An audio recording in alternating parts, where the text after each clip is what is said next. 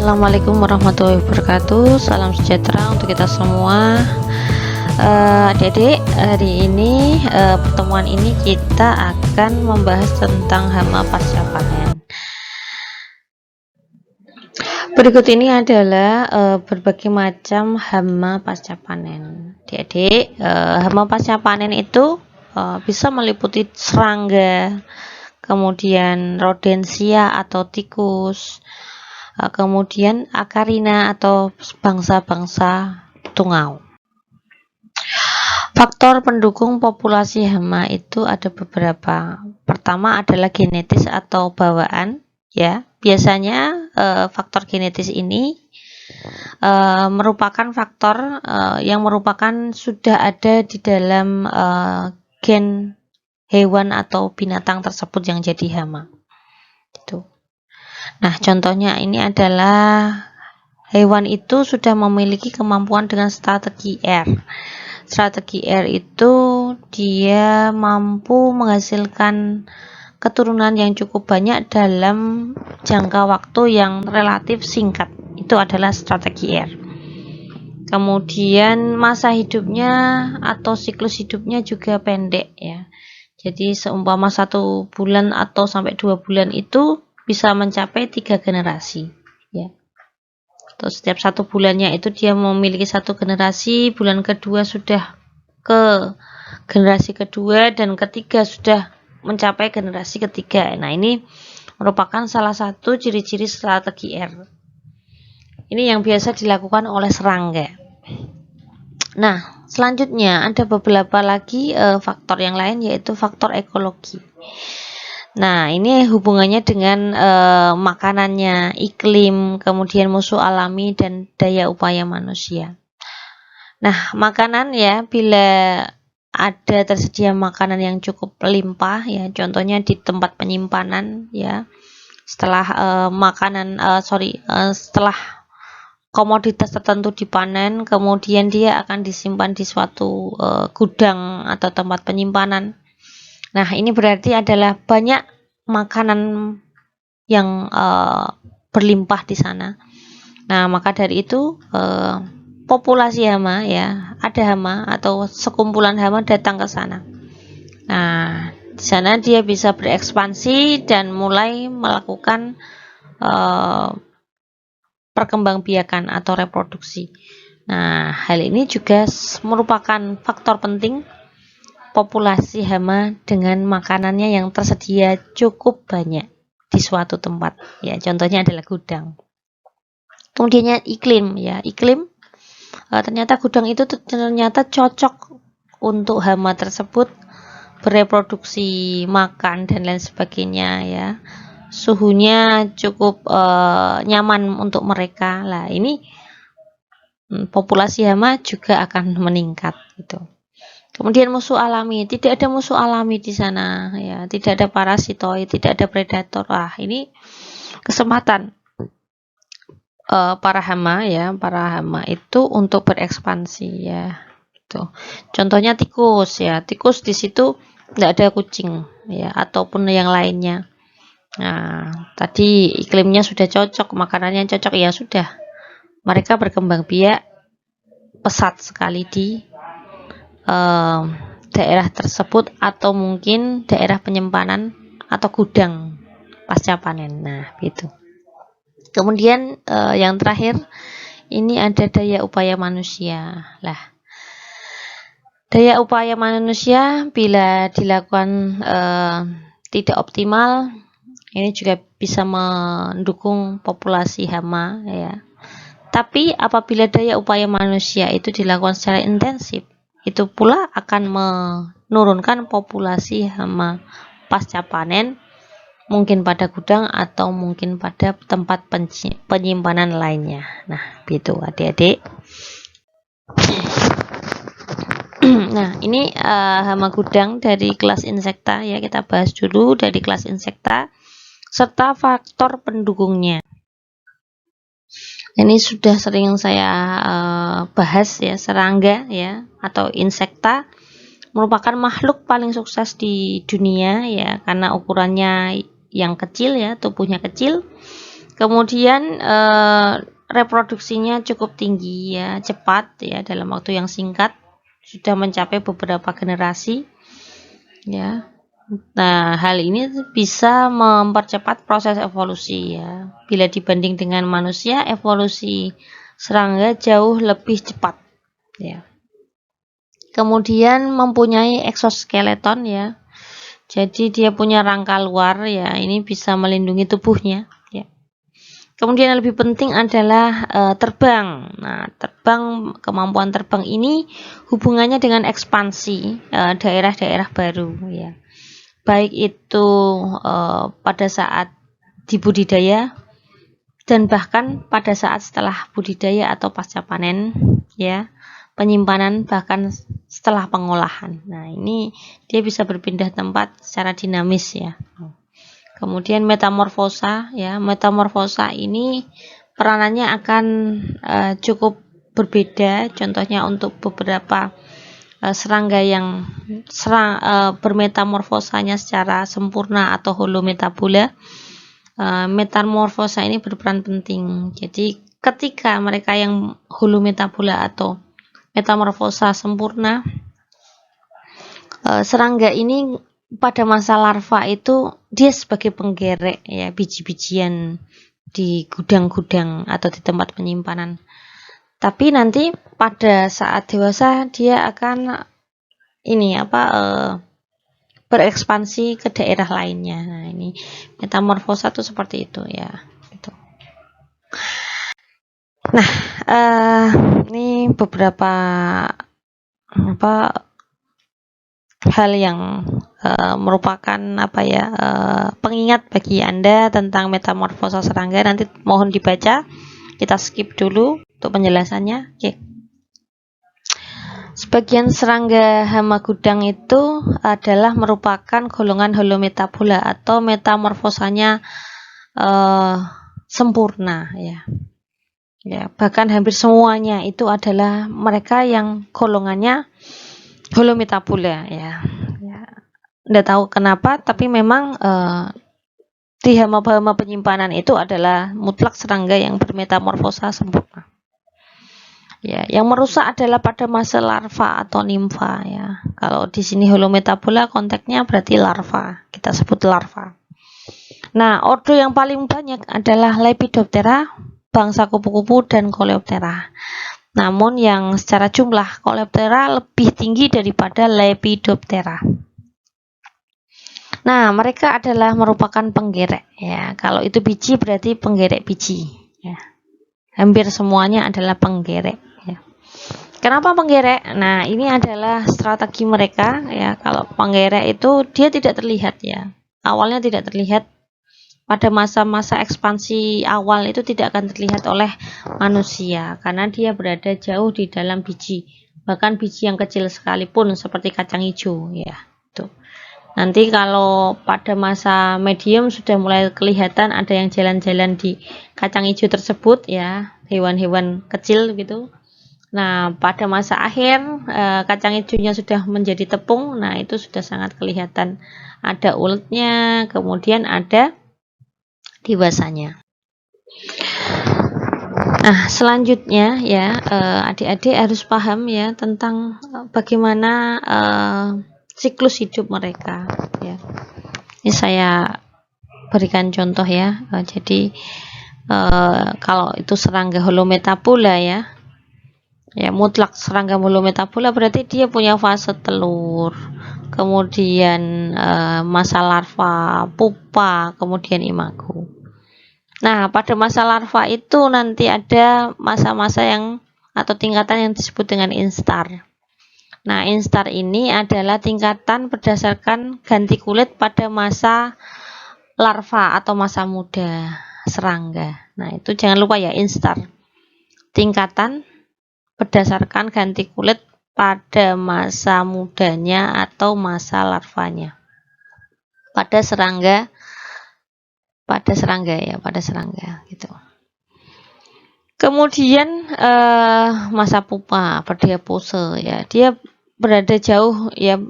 Masa pupa ini biasanya dia masih berada di dalam komoditas simpanan atau komoditas pasca panen. Nah, dewasa kalau Coleoptera cenderung masih berada di dalam sana, dia berjalan-jalan begitu, masih ikut makan. Tapi kalau Lepidoptera tidak, ya.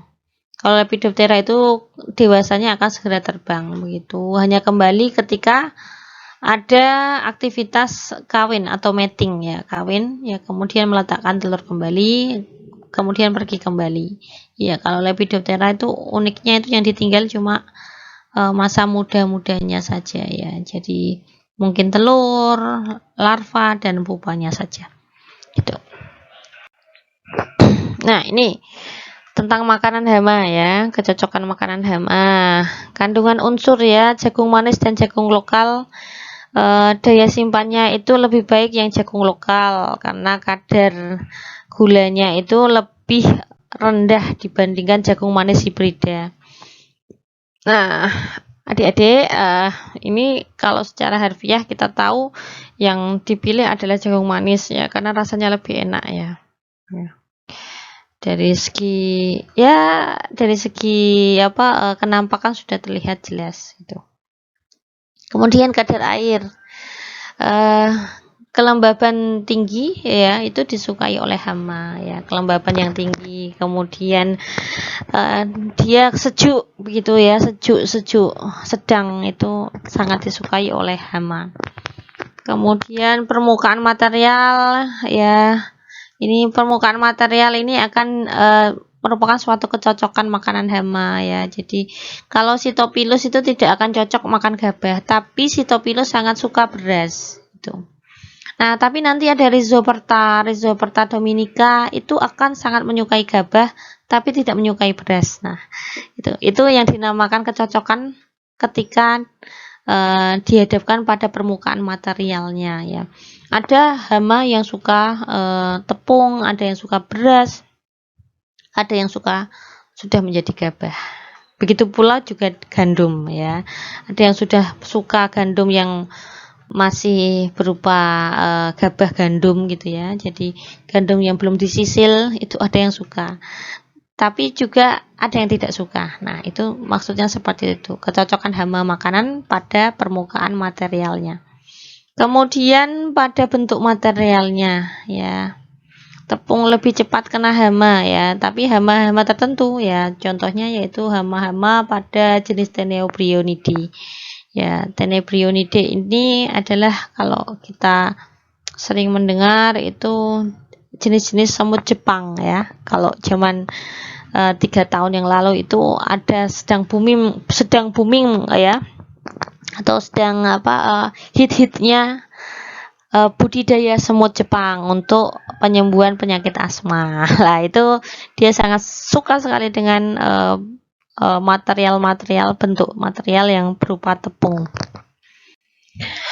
Oke, iklim mikrogudang ya terbatas pada iklim ruangan saja. Nah, ini adalah kesempatan bagi manusia untuk mengkreasikan iklim mikro tersebut ya.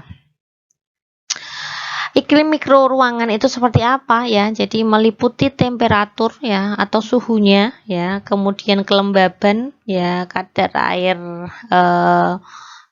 udaranya ya secara real, kemudian cahaya ya, bagaimana cahaya itu masuk.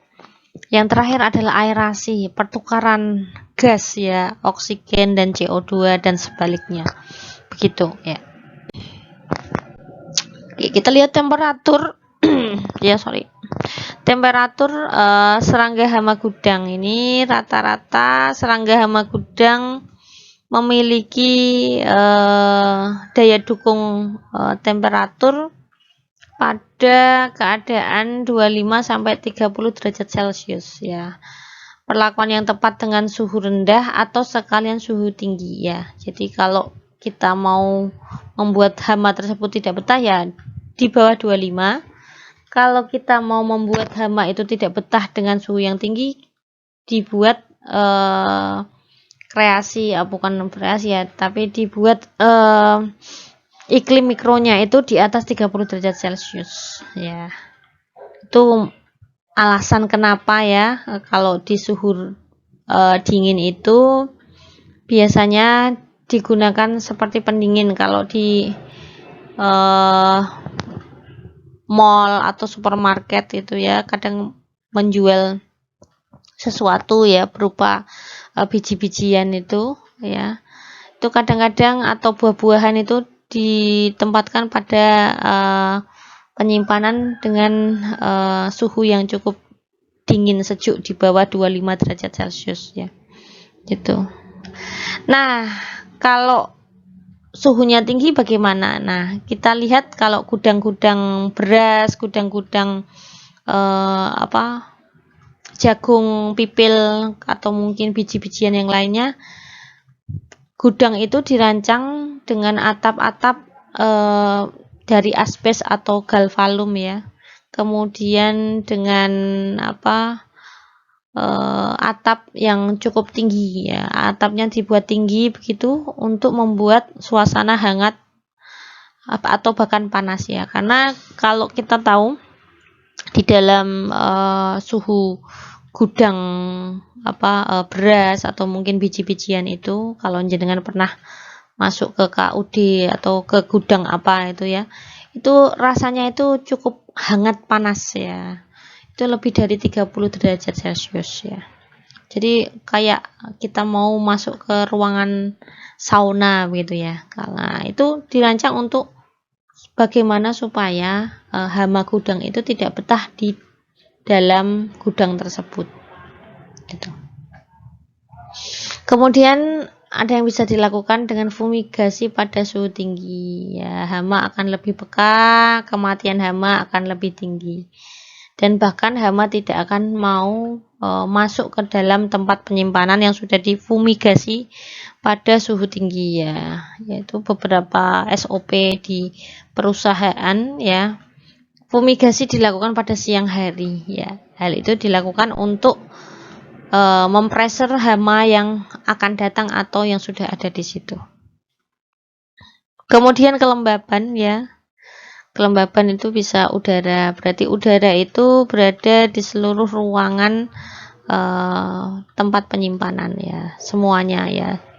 Tapi kalau material, ini kelembaban pada material atau komoditasnya ya.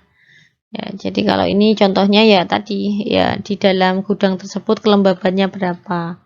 Tapi kalau material ya, contoh adalah biji kopi ya. Biji kopi kelembabannya kalau belum dikeringkan berarti dia masih lembab. Kalau sudah dikeringkan berarti biji kopi tersebut sudah cukup kering atau sudah aman kalau disimpan.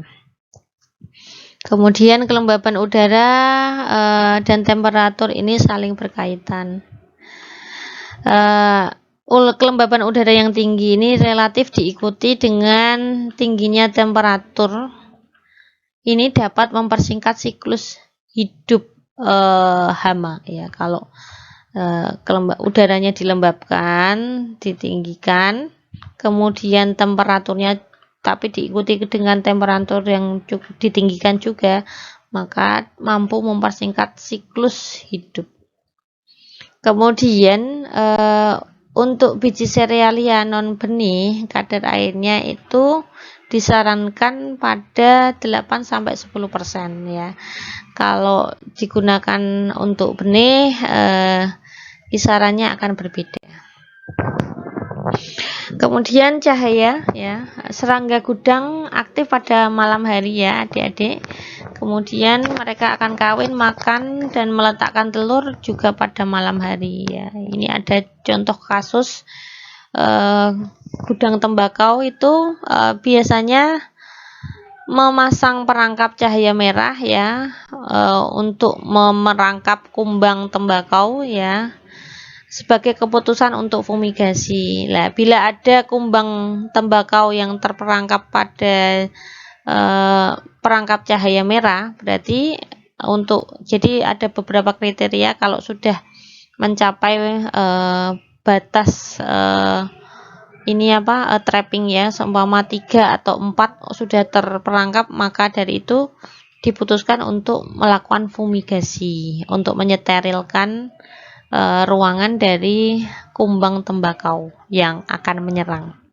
Kemudian cahaya ini juga bisa dilakukan dengan penyinaran matahari langsung atau sinar UV ya, atau mungkin ya sinar UV ini bisa dilakukan dengan penyinaran menggunakan sinar UV yang dikeluarkan dari pabrik ya, jadi seperti lampu begitu tapi dari sinar UV, atau mungkin kita menyinarinya secara langsung di bawah terik matahari ya, yang penting sinar UV ya, ultraviolet ya.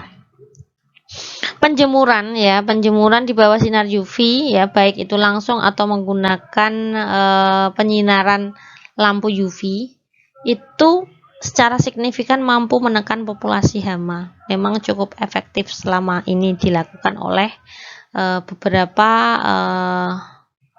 petani hama gudang atau mungkin oleh perusahaan-perusahaan yang menyimpan produk-produk mereka. Oke, selanjutnya ada yang namanya aerasi, pertukaran udara ya. Nah, ini ada beberapa ini ya, hal yang memang sudah lama sekali dari Barley 59 dalam Karto Saputra 91, ini buku ya, buku pasca panen. Itu CO2 itu harus lebih besar dari 40% atau O2-nya kurang dari 2%, itu dapat meningkatkan kematian semua stadia. Jadi kesimpulannya adalah ketika kita meningkatkan CO2-nya kemudian menurunkan O2-nya ya, itu ternyata dapat mematikan hama ya, karena hama itu adalah binatang. Nah, binatang itu bernapas dengan oksigen ya.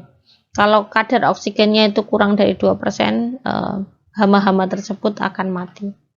Caranya bagaimana untuk melakukan hal tersebut? Nah, caranya adalah dengan cara membuat ruangan yang kedap udara. Nah, ruangan kedap udara ini akan mensuplai sedikit O2 karena aerasinya ini cukup sulit ditembus ya, jadi tidak ada pertukaran udara CO2 dan O2 di sana gitu. Oke adik-adik, sampai di sini dulu pertemuan kita kali ini. Jangan lupa ikuti materi-materi hama pasca panen yang lainnya. Salam dari saya, wassalamualaikum warahmatullahi wabarakatuh.